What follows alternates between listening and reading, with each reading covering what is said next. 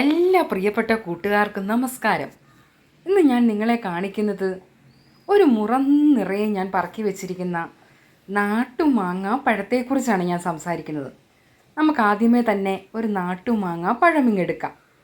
ഈ നാട്ടുമാങ്ങാപ്പഴം കഴുകി വെച്ചിരിക്കുന്ന നാട്ടുമാങ്ങാപ്പഴം എന്തൊരു ടേസ്റ്റാണെന്നറിയാവോ ഇത് തിന്നാൻ. ഒരെണ്ണം ഇങ്ങെടുത്തു, ഇങ്ങനെ വായിലേക്ക് വെച്ചു. കണ്ടോ, ഭയങ്കര ടേസ്റ്റാണ്. ഒരു പുളിയും മധുരവും ഒക്കെ ചേർന്ന ഈ നാട്ടുമാങ്ങാപ്പഴം അടിപൊളി സാധനമാണ് ഇത് തിന്നാൻ. ഇതിങ്ങനെ ഇരിക്കും തോറും ഇതിന് മധുരം കൂടി വരും.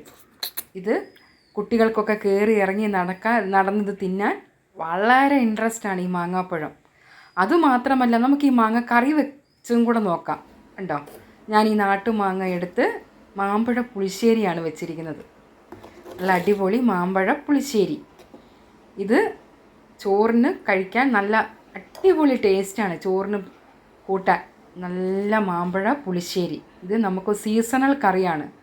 ഇത് ഈ ഒരു സീസണിൽ മാത്രമേ നമുക്ക് ഈ കറി ഉണ്ടാക്കാൻ പറ്റുകയുള്ളൂ. പ്രകൃതിദത്തമായ ഈ കറികൾ നമ്മൾ കുട്ടികൾക്കൊക്കെ ഉണ്ടാക്കി കൊടുത്ത് പ്രോത്സാഹിപ്പിക്കണം, ഇങ്ങനത്തെ മാമ്പഴ പുളിശ്ശേരി കറി.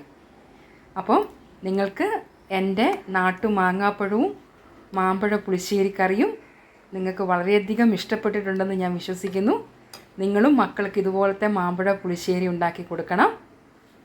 Thank you.